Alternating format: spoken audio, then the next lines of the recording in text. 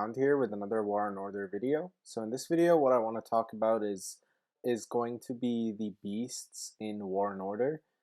What exactly you have to do when deciding what beast to use, and um, and yeah, uh, which beast has different suitabilities, what the abilities are for, and what exactly to look for when you're deciding what beast to use.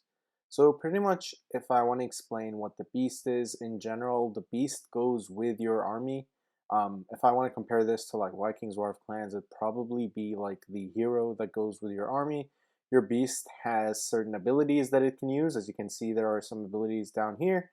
Additionally, your beast has, some stats like HP, attack, and defense in the battle. The activation of the skills cause the beast to proc sometimes, where the beast uses those abilities, and then additionally, once you evolve it, you can add more abilities and so on. But in this video, I don't want to talk about evolving and extra skills. What I want to talk about mostly is going to be the HP, attack, defense, looking at those stats, which beast to go for. So the first beast that we have here is called the Pegasus. It's the horse beast.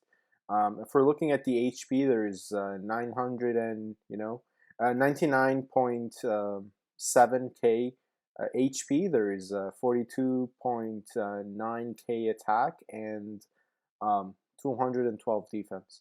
So it has lots of good stats here. And movement speed is 16, attack speed is 11, range is 5. So far there isn't much comparison to do because we haven't looked at the other beast. But in general, the stats look like they should be good.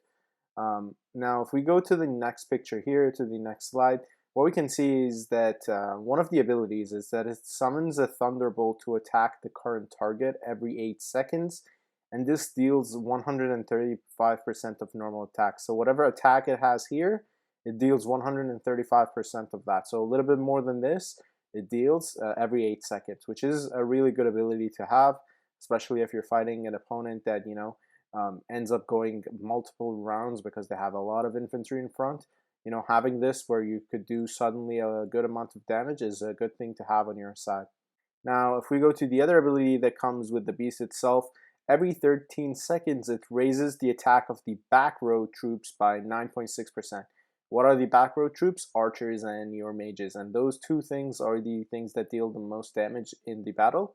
So what you want to do is, obviously raise the attack of those, and again, if the battle ends up going multiple rounds and you're able to proc multiple times, especially if it's a rally or if it's a time march, when there's more people in the battle, it ends up going for a lot longer. So having this where you can proc and have those back layer troops do even more damage while the wall is still up does you a lot of favor. So for me personally, why did I choose this? Exactly the two reasons are the abilities. The fact that it does quite a lot of damage, and additionally, you get this back row attack. It does a lot of benefits. Now, there are other beasts that we're going to be looking at, but before we even talk about those, I want to say like this beast to me seems like it's not the top. It's not the best thing for offense. It's not the best thing out there for defense. But it has a good balance between offense and defense, which means I can use it when I'm reinforcing someone, when I'm attacking someone, when I'm defending, and it ends up doing the job very well. I've tried other beasts while also playing War and Order, and so far, like this one just stands out to me the most. Here next we have the Phoenix. Now the Phoenix isn't one of the three beasts that you can choose at the start. Basically at the start you can only choose between the dragon, the panda, and the unicorn. But the Phoenix is one that you can buy.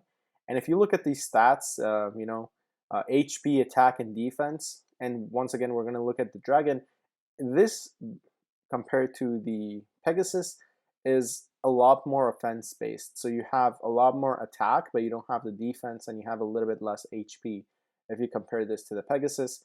So, it is a good beast to have on your side again, but this one's more focused for attack and not well-rounded as much as the horse. Now, one of the abilities that it has is the ability to attack the current target every 8 seconds, and this I think it is the same as the Pegasus. So every 8 seconds you have 135% of the normal attack.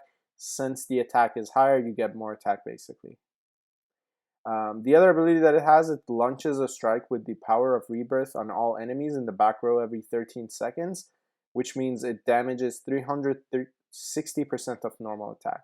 So this doesn't give your back row attacks, it doesn't give the back row line more attack, but instead it attacks the back row of your enemy every 13 seconds with 360% of the normal attack, which is a really good bonus. And lastly, it increases the attack of the angels by 3%, increases conversion of killed soldiers to guardian force by 5%, and increases daily collection limit of guardian force by 1,000. So basically, this ability, as with the Phoenix itself, allows you to revive. So, you get more angels and guardian forces during the day. It's a good thing to have. For me, I don't really rely on the angels because, they are really good troops to have, but they're somewhat difficult to come by. Next, we have the panda. So next we have the panda again. We're looking at the HP, attack, and defense. What we can see, like the defense is pretty much the same as the Pegasus. It has a little bit less attack, but it has more HP. So in terms of the panda is more HP, so more defense related maybe. The abilities that it has, every 13 seconds, it raises the front row's troops defense by 14%. So, if you have a lot of infantry or you're just playing mostly front row, you get that. Good for your infantry. You have a solid defense. And then, a good defense is also a good offense. Launches a two-handed attack on the current target so basically the first attack is almost the same for everyone. You just get 135% of the normal attack. Now, this one is the more important one because, you get the front row troops defense to be higher, and this means that your infantry end up surviving longer. And as I discussed previously, the longer your infantry survives, the better it is for you, because once all of the enemy's infantry are gone, your troops will, eventually catch up to the enemy, and you'll probably end up winning the fight. Lastly, we're going to look at the dragon, and the dragon, once again, if you look at the HP, way lower than the other two. The defense also much lower, and the attack again is drastically higher. This is really similar to the Phoenix. I would argue that the Phoenix, only is popular because of the Guardian Force ability. Without that, it probably wouldn't be that popular anyway. These stats, it summons a spike attack, which does in every 8 seconds 135% of the normal attack. Again, the same as all other ones. And this one's the more unique ability. It does 228% of the normal attack damage every 13 seconds. So let's go and compare this to the Phoenix for a second. So the Phoenix does 360% of the attack, and it does it to the back row. So I would say compared to the Phoenix, the dragon isn't really that much better because the Phoenix does the back row attack instead of just the normal attack on everything. So your focus is mostly on the back row, and in terms of offense, if you're choosing between the dragon and the Phoenix just is so much better. So you might have to consider going for a little bit of a spending spree, spend a little bit of money to get that Phoenix, because you end up getting the Guardian Force, and additionally you also have a much more well put attack. Instead of just 228%, you get 300 and something plus 360% attack on the back row.